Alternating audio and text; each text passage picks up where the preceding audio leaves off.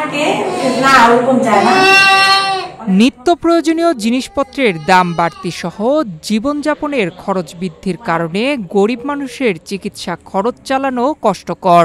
তাই গরিবের কথা চিন্তা করে মাত্র ২০ টাকায় চিকিৎসা শুরু করেন মামুনুর রশিদ। এতে রোগীরা উপকার পেয়ে তার প্রচার করে জনপ্রিয় ডাক্তারে পরিণত হয়েছেন। দুস্থ, গরিব, অসহায়সহ মধ্যবিত্ত পরিবারের রোগীদের চিকিৎসা সেবা দিয়ে নীরবে এগিয়ে যাচ্ছেন তিনি। এ কারণে অনেকের কাছে তিনি মানবিক ডাক্তার কিংবা গরিবের ডাক্তার নামেও পরিচিত।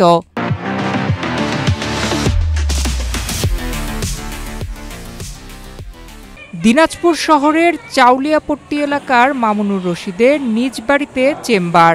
মামুনুর রশিদ প্রতিদিন ১০০ জনের মতো রোগী দেখেন।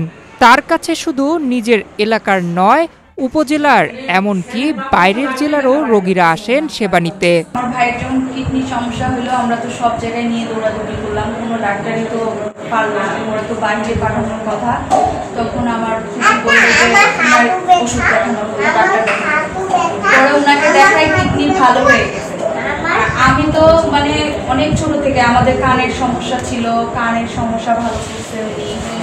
তারপরে হচ্ছে আমার এই যে রিসেন্ট গত শুক্রবার, তার আগে শুক্রবার হলো, তখন আমার একদম হঠাৎ দম নিতে পারি না, এমন সমস্যা, মানে আমাকে হসপিটালে ভর্তি করতে হবে এরকম অবস্থা না। পরে তখন শুক্রবারের দিনে ওনাকে ফোন করে আসার পরে এই ওষুধ খেয়েছি, খাওয়ার পরে এখন আর শ্বাসকষ্ট হচ্ছে না, মোটামুটি আল্লাহর রহমতে। আমি যেখানে মনে করো ১০০০-১২০০ টাকা দিয়ে বা ওষুধ খাই, সেটা আমি ২০ টাকা দিয়ে আমার এটা দিয়ে আমার আর কি হয়ে যায়। চিকিৎসা নিয়ে ও আচার আচরণ ব্যবহারে খুশি রোগীরা। এজন্য দিন দিন রোগীর সংখ্যাও বাড়ছে। সেটা ওষুধ খেয়ে আর কি সারে যায়, যে কোনো ওষুধে নেই, যেটা ব্যাপারে নেই সেটাই আর কি মনে করো ভালো হয়ে যায় আল্লাহর আশীর্বাদ। অর্থ উপার্জন করাই সফলতা নয়, বরং একজন অসুস্থ মানুষকে সুস্থ করে তুলতে পারলেই তার আসল সার্থকতা। মানবিকতার কথা চিন্তা করে অল্প টাকায় সেবা দেন মামুনুর রশিদ। আমার যখন থেকে চেম্বারটা চালু হয়েছে, তারপর থেকে দুই মানুষের থেকে তখন থেকে টাকা পয়সা একটু কম খরচে নেওয়া হয় আর কি।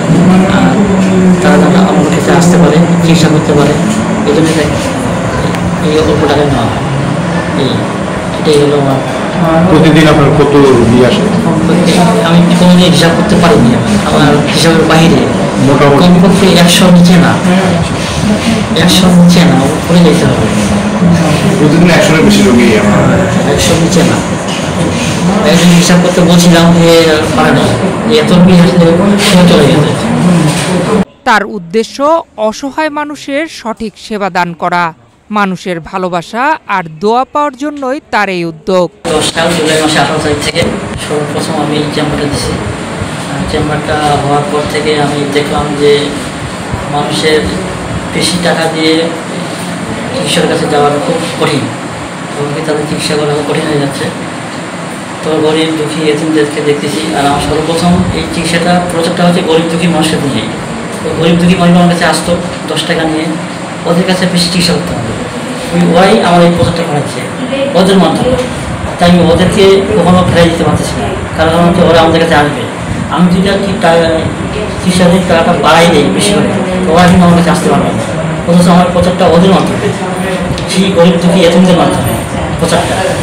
এই জন্য আমি এই চিকিৎসাটা অতটা বাড়াচ্ছি না, ধরে রাখছি যেন ওরা সবাই আমার কাছে আসতে পারে। আমার এই ক্রেডিটটা ওরাই, ওই গরিব দুঃখী এতিমটা। এই জন্য বর্তমানে আমি যারা আমাদের স্বামী মাদ্রাসা আছে, এতিমখানা আছে, আমার এলাকা আছে, সব ফ্রি দিয়ে দিচ্ছি আমি, সব ফ্রি। ওদের চিকিৎসা টাকা নেই না, সব ফ্রি। এতিমখানা, মাদ্রাসা, তারপরে এলাকা সব ফ্রি, এটা অবশ্য নেওয়া হয় না। সপ্তাহে ৬ দিন সকাল ৮টা থেকে ১১টা এবং বিকেল ৪টা থেকে রাত ৯টা পর্যন্ত চিকিৎসা সেবা দেন মামুনুর রশিদ। করোনার সময় চিকিৎসা এ মানবিক ডাক্তার এখনও তিনি বিভিন্ন এতিম শিশুদের চিকিৎসা ফ্রিতে করেন। নয়ন বিশ্বাস, বাংলাদেশ প্রতিদিন।